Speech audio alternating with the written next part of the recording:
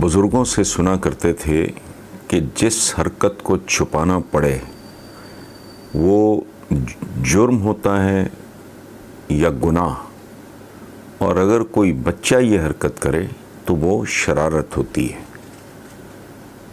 ہمارے سیاستدان بھی عجیب قسم کی مسخری مخلوق ہیں جو 100 چھتر بھی کھاتے ہیں، 100 پیاز بھی کھاتے ہیں، لیکن باز نہیں آتے، سبق نہیں سیکھتے۔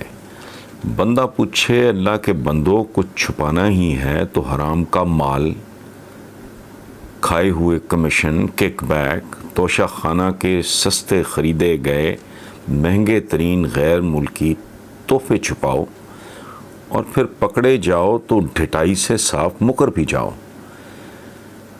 تو بات سمجھ میں آئے۔ لیکن تم ملاقاتیں چھپا رہے ہو، اور ملاقاتیں بھی کس سے؟ اپنے آرمی چیف سے۔ تو سوائے چوروں کی داڑیوں میں تنکوں کے، بلکہ پورے کے پورے جھاڑو کے اور کیا ہو سکتا ہے؟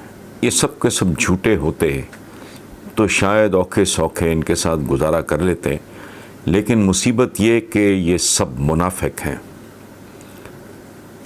معذرت خواہ ہوں، میں ذرا سخت لفظ بول گیا، اس لیے واپس لیتا ہوں۔ یہ منافق نہیں، یہ تو ہاتھی کے دانت ہیں جو کھانے کے اور دکھانے کے اور ہوتے ہیں، لیکن اس حقیقت کو کوئی چیلنج نہیں کر سکتا کہ ہاتھی کے دانت ہوتے بہت قیمتی ہیں۔ اس لیے ہمارا ہر سیاستدان بہت ہی قیمتی ہے، کیونکہ یہ سب کے سب چلتی پھرتی سونے کی کانیں ہیں، بلکہ سونے کی بھی نہیں، یہ چلتی پھرتی ہیرے جواہرات کی کانیں ہیں۔ ان سب کی انتہائی گہری کھدائی کی جائے تو اتنا کچھ نکلے گا کہ پاکستان نہ صرف IMF وغیرہ کے قرضے چکا سکے گا، بلکہ IMF کو بھاری قرضے دے بھی سکے گا۔ یہ سب کے سب چلتے پھرتے خفیے ہیں، خفیہ ان کے DNA کا حصہ ہے، اس لیے یہ ہر بات عوام سے خفیہ رکھنا چاہتے ہیں۔ اللہ نہ کرے کوئی ایمرجنسی ہو، کوئی جنگ ہو یا جنگی صورتحال کا سامنا ہو، کوئی 9/11 ہو گیا ہو، غیر ملکی وفود سے مذاکرات ہوں یا کوئی اور حساس معاملہ ہو، تو اسے خفیہ رکھنا تو سمجھ میں آتا ہے، لیکن روٹین کے گلے شکوے شکایتیں، جیسے میری چیچی دا چھلا مائی لا لیا، گھر جا کے شکایت لاواں گی، اس طرح کے شکوے شکایت میں کیا شرمانا، ریلیف کی بھیک مانگنے کو کیا چھپانا۔ کوئی اصلی حقیقی چہرہ ہے ان کا، کوئی نقلی چہرہ ہے، بند کمرے کا چہرہ اور ہے، عوامی چہرہ اور ہے۔ جب بھی چاہیں ایک نئی صورت بنا لیتے ہیں لوگ، ایک چہرے پر کئی چہرے سجا لیتے ہیں لوگ۔ گیا گزرا ترین گھٹیا ترین آدمی بھی یہ حرکتیں نہیں کر سکتا جو ایک قائدین ایسے کر گزرتے ہیں جیسے کچھ ہوا ہی نہیں۔ ایک وقت تھا جب شرافت کی سیاست کے خود ساختہ علمبردار نواز شریف نے بے نظیر بھٹو مرحومہ کو ان کی بزرگ والدہ سمیت پیمفلٹس کی صورت میں اسکینڈلائز کیا، اور سر عام جلسوں میں ایسی غلیظ زبان استعمال کی جسے دہراتے ہوئے مجھ جیسے منہ پھٹ اور لٹھ مار آدمی کو بھی مشکل پیش آ رہی ہے۔ پھر اسی بے نظیر کو بہن بھی بنا لیا، اور میثاق جمہوریت بھی ہو گیا کہ دونوں طرف تھی آگ برابر لگی۔ کوئی غیرت، کوئی اخلاقیات، کوئی عزت، کوئی اصول، کوئی قاعدہ، کوئی ضابطہ نہیں ہوتا ان کا، اور یہ آگ تھی ہوس اقتدار کی۔ پھر جب جس کا جی چاہا اس نے یہ میثاق جمہوریت کبھی سینڈل اور کبھی مگرمچھ کی کھال سے بنے قیمتی جوتوں تلے رون دیا، وائلیٹ کرتے رہے بے نظیر بھی اور یہ بھی۔ اچھا، ابھی کل کی بات ہے، جس کا پیٹ پھاڑنے اور سڑکوں پہ گھسیٹنے کی بڑکیں مار رہے تھے، آج ان کے ساتھ ایسے جفیاں مار رہے ہیں جیسے کسی میلے میں بچھڑے بھائی یا چاچا بھتیجا ہوں۔ سمجھ نہیں آتی یہ کس مٹی سے بنے ہیں جن کا دین ایمان ہی کوئی نہیں۔ معاف کیجئے، یہاں یہ وضاحت نہایت ضروری ہوگی کہ دین ایمان سے میری مراد سیاسی دین ایمان ہے، ورنہ ان جیسے دیندار اور ایماندار تو نہ کسی نے دیکھے نہ سنے۔ اسی لیے تو ماشاءاللہ ملک دن دگنی رات چوگنی ترقی کر رہا ہے اور عوام مہنگائی کے ہجے تک بھول گئے ہیں. لیکن سمری آف دا ٹریجڈی یہی ہے کہ جیسی قوم ہو ویسے ہی حکمران ان پہ مسلط کر دیے جاتے ہیں. سو اگر میں بددیانت ہوں میرے اوپر بددیانت ہی مسلط ہوں گے. اور اب آخر پہ ممبئی ہندوستان سے میرے قاری ڈاکٹر سدھیر تیج پال صاحب کی بھیجی ہوئی انگریزی کی یہ نظم پیش کر رہا ہوں. It takes summer sun and rain water to make the gardens grow. It takes the twinkling stars and moonlight to make the heavens glow. It takes a will and lots of hard work to make a dream come true and to make something worth listening. It takes a person like you. Thank you Sudheer Tej Pal صاحب. میں اس قابل definitely نہیں ہوں لیکن آپ کی محبت کے لیے آپ کا ممنون ہوں. آخری لائن جو اس نظم کے علاوہ ہے ڈاکٹر سدھیر تیج پال صاحب نے جو لکھی ہے, lots of love to all Pakistanis from India. یہ ہے عام باشعور پڑھے لکھے ہندوستانی کے حقیقی جذبات. نواز شریف نے لیگی رہنماؤں کو عسکری قیادت سے ملاقاتیں کرنے سے منع کر دیا.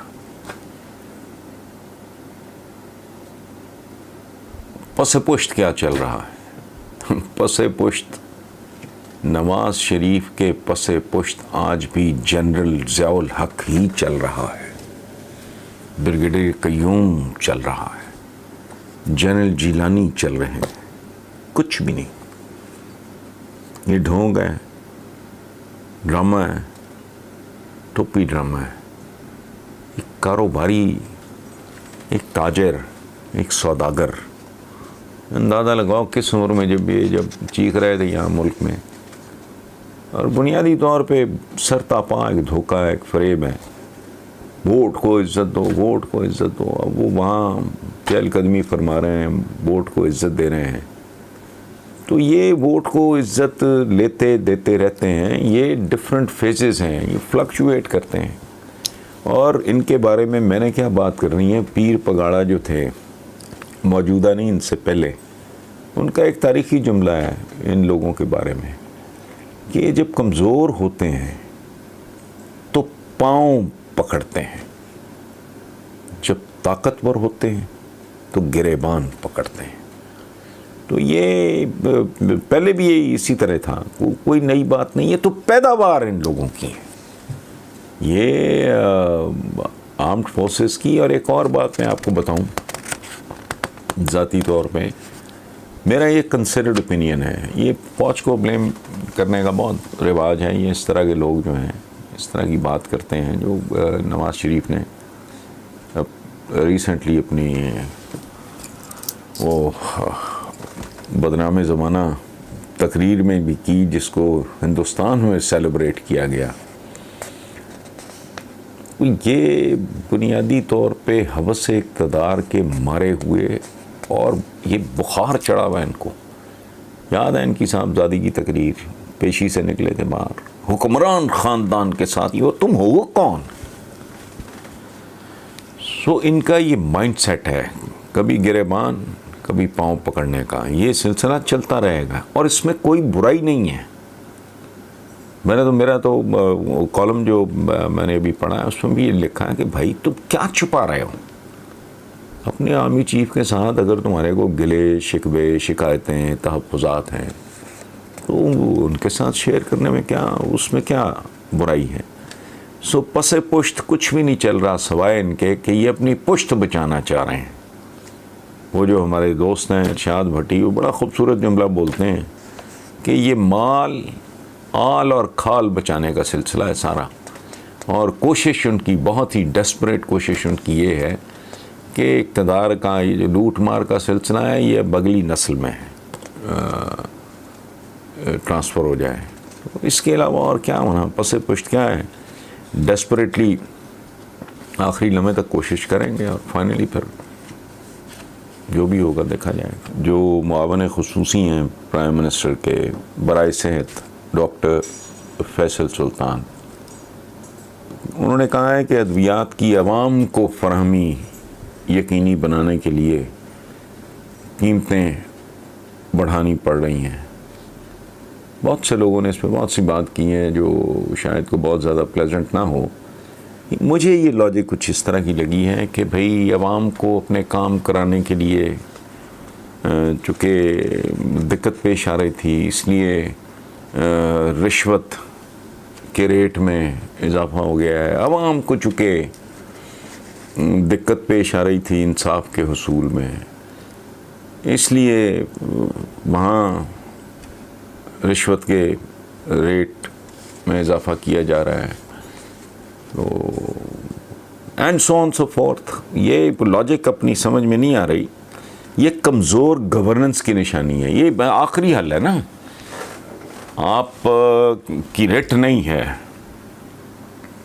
آپ حکومت ہونے کے باوجود اتنے کمزور ہو یا اتنے لجلجے ہو یا آپ کی گرفت اتنی ڈھیلی ہے کہ آپ بلیک میل ہو رہے ہو اور آپ کو کوئی اور رستہ دکھائی نہیں دینا سوائے اس کے کہ بھئی مینوفیکچررز کی یا امپورٹرز، مجھے نہیں پتہ یہ چکر کیا ہے، لیکن میں کامن سینس کی بات کر رہا ہوں کہ ان کی مرضی کی قیمتیں ہوں تو ظاہر ہے وہ پھر ہاتھ نہیں کھینچیں گے، وہ مارکیٹ میں فلڈ کر دیں گے. اس کے بعد پھر جو افورڈ کر سکتا ہے وہ لے لے، جو نہیں کر سکتا وہ مر جائے. اس ملک میں تو 73 سال سے زندگی اسی ڈگر پہ اسی سٹائل میں چل رہی ہے. تو بیسیکلی ڈاکٹر فیصل سلطان بہت اچھے بہت بھلے آدمی ہیں، لیکن وہ ظاہر ہیں ان کے بس میں نہیں ہے یہ. تو آخری آپشن تھا، انہوں نے ایکسرسائز کر لی ہے. اب جس کے جیب میں پیسے ہوں جا کے دوائیں لے لیں، ورنہ پہلے جو بلیک میں مل رہی تھیں وہ شاید اس سے بھی مہنگی ہوں.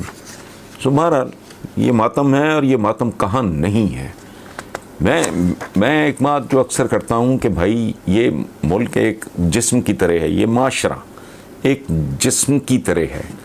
مجھے کوئی آدمی یہ بتا دے کہ اس جسم کی کون سی ہڈی سلامت ہے، کون سا مسل سلامت ہے، اس کا کون سا عضو کون سا آرگن جو ہے وہ درست کام کر رہا ہے. لیور ہے وہ خراب ہے، کڈنی ہے وہ خراب ہے، ہارٹ ہے وہ ٹھیک بیہیو نہیں کر رہا،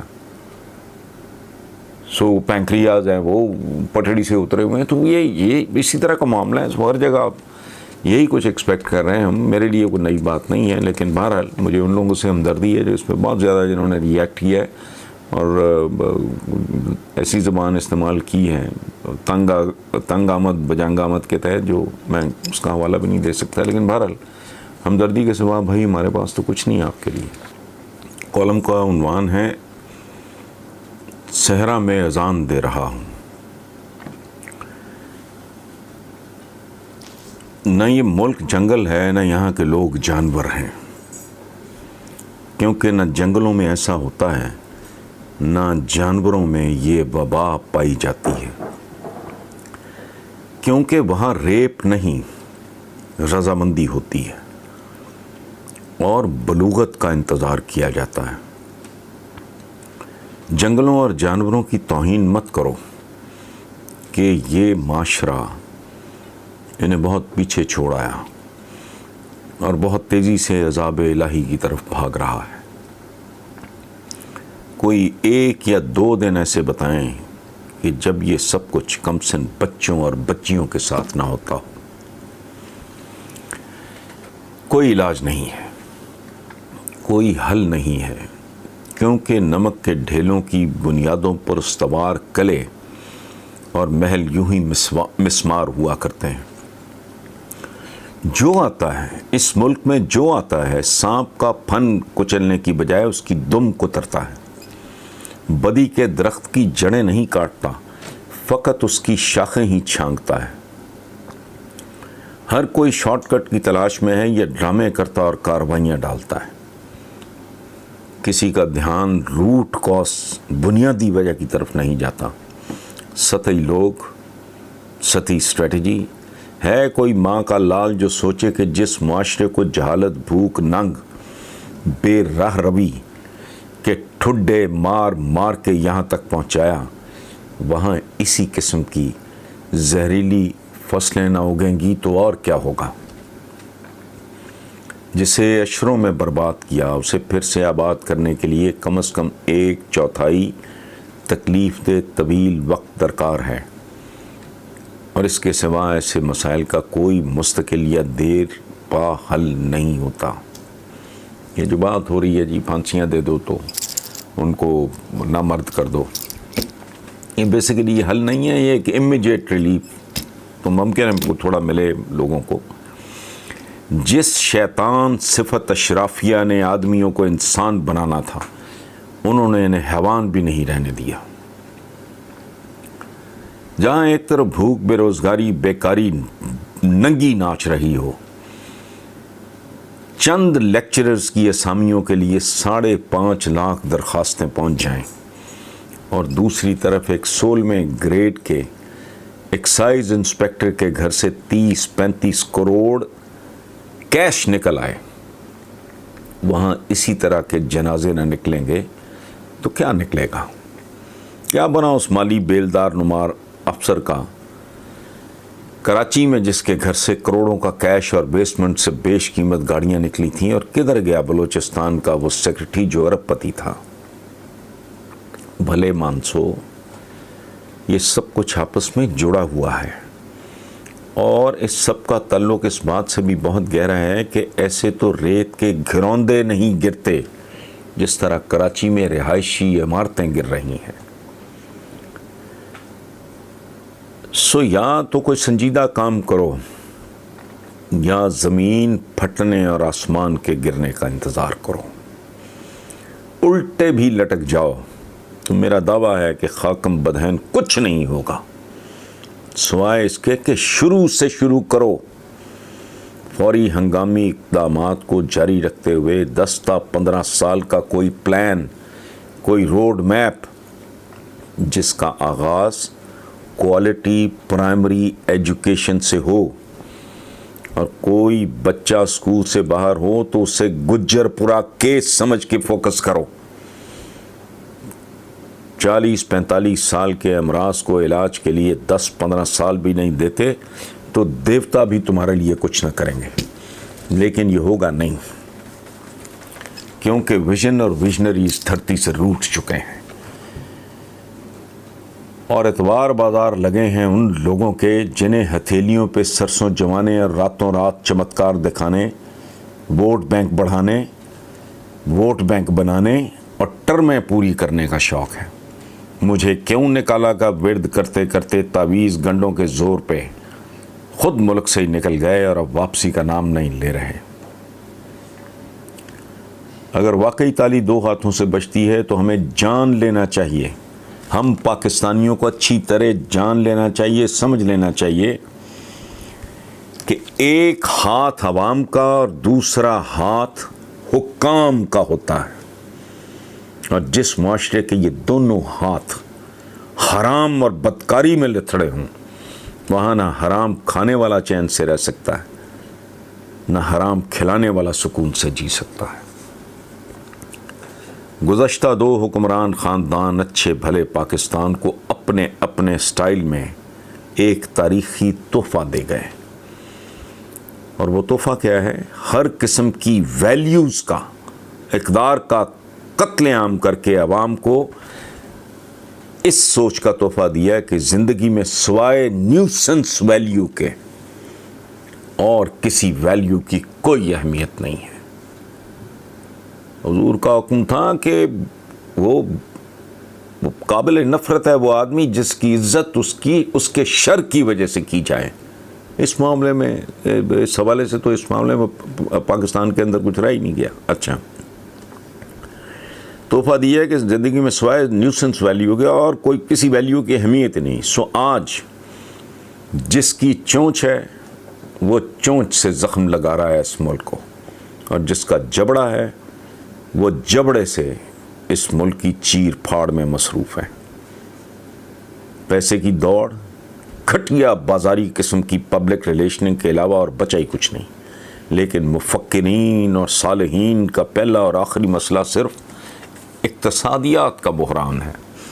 اخلاقیات جائے جہنم میں، اخلاقیات جائے قصور کی زینب کے گھر یا گجر پورہ میں. کوئی احمق اقتصادیات کی اہمیت سمجھانے کی زحمت نہ کرے کہ اس سے تو جانور نما بھی واقف ہیں، لیکن اخلاقیات کے مقابلے پر یہ ثانوی شے ہے. ابتدائی اشروں میں مسلمانوں کی اقتصادیات کیا تھی جو بعد ازاں چند اشروں کے اندر ان کے قدموں تلے بچ گئی.